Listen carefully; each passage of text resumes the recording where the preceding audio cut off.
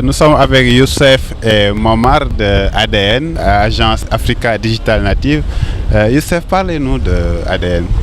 Alors, premièrement, ADN est une société de conseil spécialisée dans les métiers de l'IT. Notre mission est de valoriser la donnée et d'apporter de la valeur aux entreprises. Donc, en quelques mots, on transforme la donnée d'une donnée brute à une information. Et c'est notre cœur de métier aujourd'hui.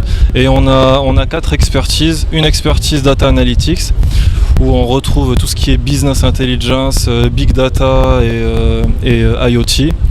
Et une expertise CRM, ERP, tout ce qui est autour de la digitalisation des process opérationnels au sein d'une entreprise. On a un autre volet digital, transformation numérique, transformation digitale, accompagnement des entreprises dans cette logique de digitalisation, et un volet cloud, infrastructure et réseau. Ok, Momar, justement, à propos de la transformation digitale des entreprises en Afrique, comment voyez-vous cette évolution? On pense que c'est quelque chose qui est très important et que les entreprises commencent à prendre conscience. Aujourd'hui, la valorisation de la donnée est quelque chose de très important parce qu'ils sont dans des environnements très concurrentiels.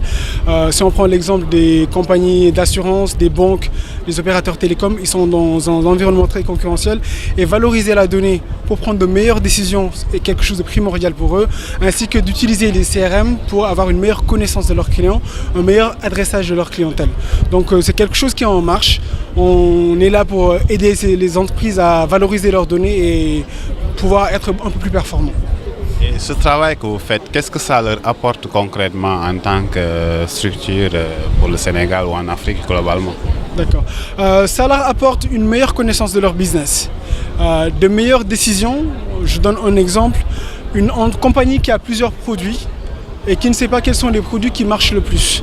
Avoir ces outils permet de savoir quels sont les produits qui marchent le plus et mettre l'accent sur ces produits-là et être un peu plus compétitif par rapport à la concurrence. On est dans un monde globalisé, ouvert, et ces entreprises-là ont besoin de ces outils pour être plus performants. Donc on leur donne une meilleure visibilité pour piloter leur activité et aussi une meilleure connaissance de leurs clients avec des outils qui permettent de piloter et de suivre très finement les clients et de vendre un peu mieux les solutions et les produits. Et Youssef, est-ce que vous pouvez donner quelques exemples de cas pratiques de clients avec qui vous avez travaillé, avec qui vous avez solutionné un certain nombre de problèmes? Alors, je vais prendre le cas d'un client dans l'industrie automobile. Et c'était autour des véhicules connectés. Et l'idée, c'était de collecter l'information et d'apporter de la valeur suite à cette collecte d'informations. Donc c'était une meilleure connaissance du véhicule une fois mis à la vente.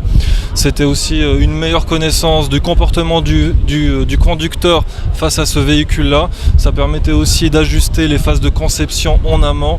Donc voilà les différents cas d'usage qu'on a pu traiter avec ce client. Oui, un exemple peut-être un peu plus local, où on accompagne un client qui est dans le retail, dans la vente de détail, pour mieux piloter sa force commerciale. C'est-à-dire que le matin, un commercial qui se lève n'a plus besoin d'aller jusqu'au bureau pour récupérer la liste de clients.